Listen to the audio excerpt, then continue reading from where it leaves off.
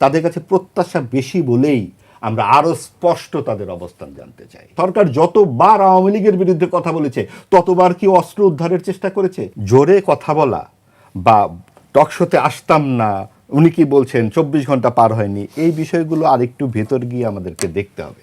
24 ঘন্টা পার হয়নি এটা তো আমরা সকলেই জানি, এবং কোনোভাবেই আমি বলছি না যে হাদির মতো একজন তরুণ, উদ্দীপ্ত একটা প্রাণবান তরুণকে যেভাবে, সে তরুণ না হলে যে কোনো বয়সে যে কোনো মানুষকে এইভাবে গুলি করার তো কোনো যুক্তিই থাকতে পারে না।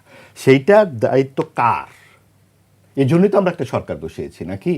সেটাকে আমি আর উনি মিলে এখানে ঝগড়া করে বলে ফেলবো উনি গুলি করে সব, যেটা আওয়ামী লীগ করতো, কোনো কিছু হলে এটা বিএনপি জামাত করেছে, আগুন লাগিয়েছে বিএনপি জামাত, বারবার এই আপনার 13 সালের কথা মনে পড়ে, একদম দেশে জ্বালাও পোড়াও এর যে পরিস্থিতিটা তৈরি হলো।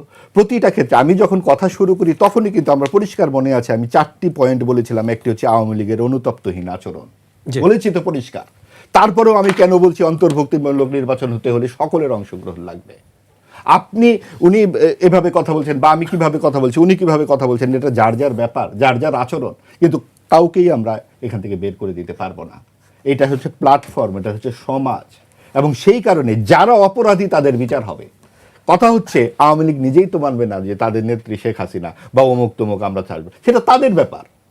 কিন্তু সরকার কেন আগেই ঠিক করছে? সরকার যতবার আওয়ামী লীগের বিরুদ্ধে কথা বলেছে ততবার কি অস্ত্র উদ্ধারের চেষ্টা করেছে? ততবার কি থানা লুট নিয়ে একবার কথা বলেছে? সেই দিকে আপনারা কেন?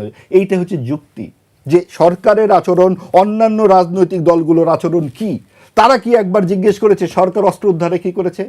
আওয়ামী লীগের পান্ডাদের গ্রেপ্তারের ব্যাপারে সরকার কি করেছে? তা না করে নতুন বন্দোবস্ত, ফ্যাসিবাদ, এই যে শব্দগুলো অর্থহীন। আপনি নতুন বন্দোবস্ত বলতে আপনার যে কথাটি বলছেন আপনার রাজনৈতিক দলের ম্যানিফেস্টোই তো আপনি তৈরি করতে পারেন, সেটি আমরা বললে আওয়ামী লীগের দোষর হয়ে গেলাম। আপনি এক ভাই বললেন যে বুর্জুয়া রাজনীতি, বুর্জুয়া রাজনীতি তো সবাই মিলে করেছে, সেইটাই তো আসল কথা, যেখানে কোনো আদর্শ থাকবে না। জামাতের সাথে যায়নি এনসিপির, এটা একটা বড় গুণ। যায়নি মানে যেতে হবে কেন? এই তরুণ ছেলেরা যারা বাংলাদেশের পতাকা হাতে রাস্তায় নেমেছে তাদের কাছে আমাদের প্রত্যাশা তো সবচেয়ে বেশি। তারা তো মুক্তিযুদ্ধকে ওন করবে, ওন করছে বলেই তো বাংলাদেশপন্থী রাজনীতি আসবে। এবং বাংলাদেশপন্থী রাজনীতির প্রথম কথাটাই হচ্ছে বাংলাদেশ মানে কি? বাংলাদেশ মানে ওই 4টি স্তম্ভ। ধর্মনিরপেক্ষতা মানে ভারত থেকে আসা নয়, ভারতের হিন্দুত্ববাদ মানে ধর্মনিরপেক্ষতা নয়।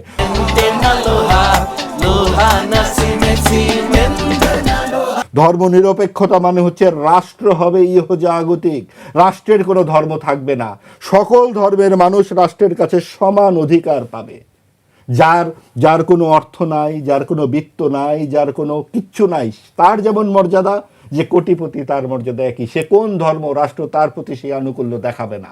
একটি দেশের 91%, 92% একটি বিশেষ ধর্মের মানুষ, তার জন্য আবার রাষ্ট্রীয় আইন কানুন কেন লাগবে? তারা তো এমনিতেই সংখ্যাগরিষ্ঠ।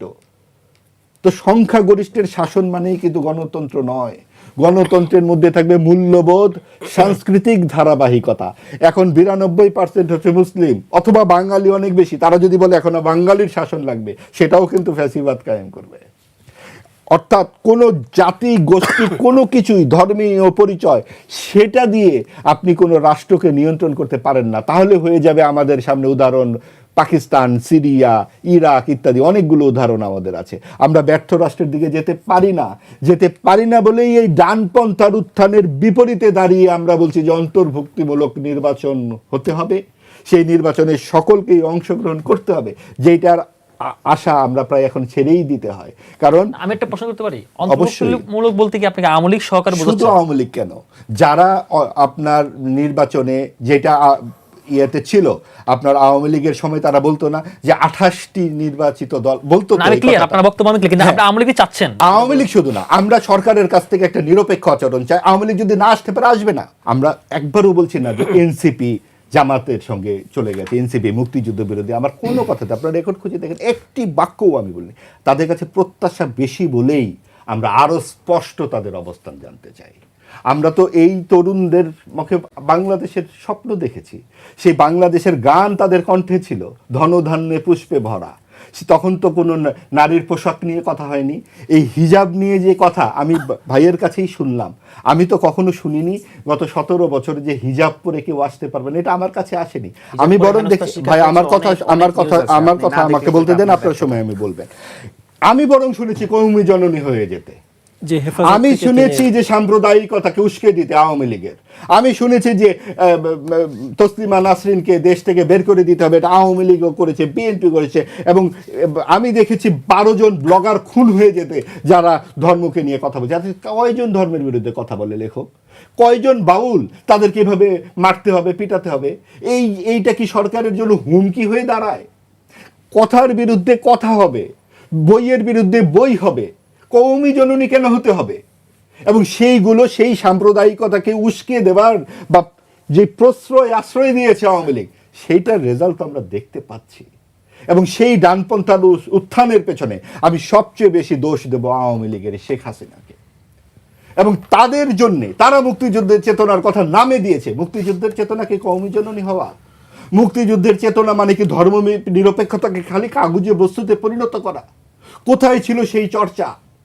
সেই চর্চার অভাবে আজকের তরুণদের কাছে ধর্মনিরপেক্ষতার ভুল ব্যাখ্যা হয়েছে।